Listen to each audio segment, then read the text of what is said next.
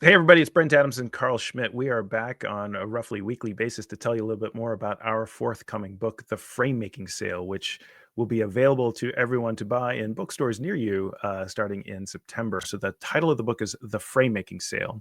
And the whole idea is to sell more by helping customers buy better, by boosting their confidence. And if you missed the first two episodes, the whole idea here is that the single biggest opportunity for us in B2B sales today, which we know through data and research, is to help customers feel more confident, not so much in you, the seller, or you, the sales organization, or you, the supplier, but to help customers feel more confident in themselves and their ability to make large scale decisions on behalf of their company in a world where they're really overwhelmed. They're overwhelmed with decision complexity, with information overload, with objective misalignment, with outcome uncertainty. There's a lot going on out there, Carl. Yeah, absolutely, Brian. Because this is, as I've talked to people about the book as we've been working on it, as well as now that the manuscript's complete. First question I almost always get is, well, what is frame making? What do you guys actually mean by this? Frame making is the act of making a complex task or decision feel more manageable. And again, this is all from the customer's perspective, because as we talked about in the first two episodes, so much of what's hard about B2B selling today is just the fact that B2B buying is so difficult. And so all of this is focused on, well, how do you make that complexity, that difficulty, just feel a little bit less hard, a little bit easier, a little more manageable. And that's what frame making is all about. And at the core, it's that word framing. How do you put how do you help create a structure that simplifies, that makes things a little bit easier, that frames things for that customer?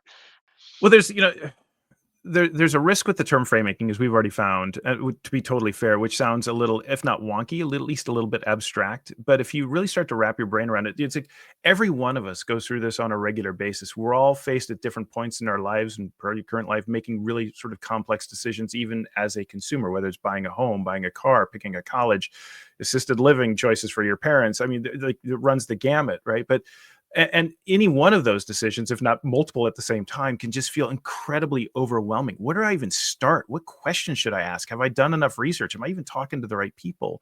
And so this idea of frame making for us as sellers, it creates such an interesting and I think powerful opportunity to ask oneself, how do I be the one sales professional that engages customers in such a way that's specifically designed to help them feel just a little bit better, a little bit more confident in decision complexity, right? There's like, I don't even know where to start with doing research on this information overload. There's like, yeah, I love you guys, and I'm bought into your value. You've convinced me of your value, but we've got three other priorities that we're also trying to do. So we've decided to put this one off for a little bit. We've all been there. So how do I have customers feel aligned that they're even solving for the right problem in the first place? And then how do I, like, I know that you guys drive value for other companies, but we'll find some way to screw it up. This won't work for us. So I'm uncertain about the outcomes that we'll achieve despite all the ROI calculators in the world that you've presented to me. And the question is, how do I just take that thing that just seems so big and so hard and so overwhelming and just so frustrating and just shrink it into something a little bit more manageable? One way to do this is to put a boundary around it. So it doesn't seem like as this, like it just goes on forever, but it's like, yes, there's a lot of questions here, but we found in working with other customers like you, these are the three questions that matter most. Or yes, there's probably going to be about 20 people involved in this, but here's the people that most matter most, or here's the order in which you want to bring them in, or here's the questions that you need to ask each other. So helping me just kind of say, all right, prioritize. This is what matters most. And then prompting is the other thing. It's just the opposite. It's like, we found other customers like you are going down this road. They often overlook these two questions.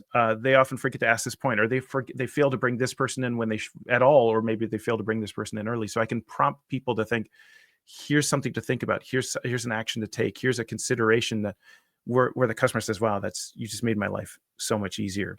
And sometimes that framing of the information is, as you said, it's the simple suggestion, it's the nudge, it's guiding or coaching the customer think about things in a little bit of a different way, right, to change their perspective.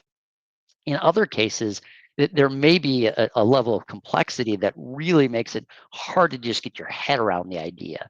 And in those cases, then a more structured approach, like a framework, absolutely is beneficial and necessary to help that customer make that complexity a little bit more manageable. So that's why we like this metaphor of a framework, because a frame or a framework, or let's call it a frame, is it puts a boundary around something, but then there's degrees of freedom inside of that frame. Yeah. So, because remember, we're not solving for customers' confidence in us. Rather, we're trying to help customers make decisions on their own that they feel good about.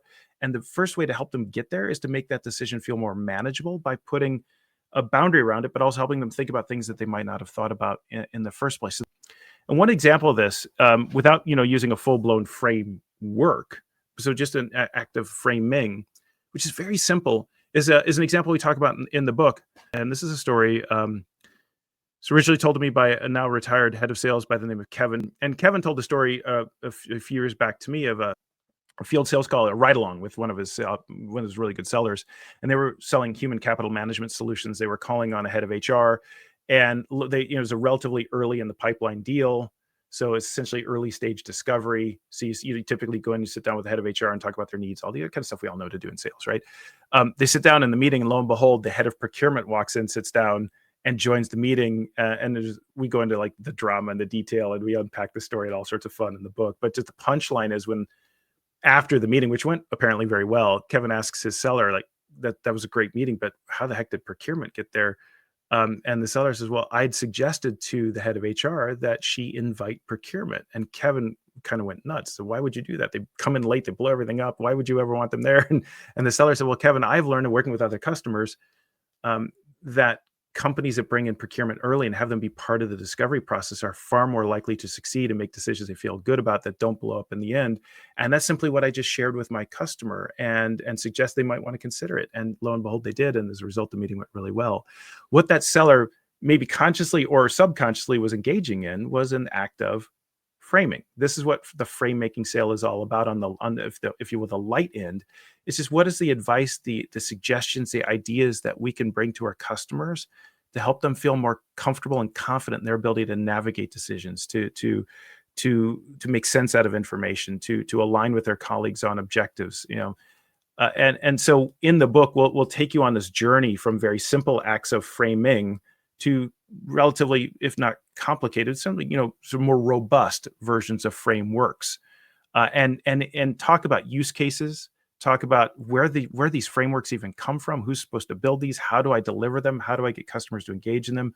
We'll unpack all that step by step in the book. And this all is in the context of a customer trying to navigate what it's going to take to actually make a decision in their own organization to ultimately lead to hopefully the type of buying decision that we all aspire to.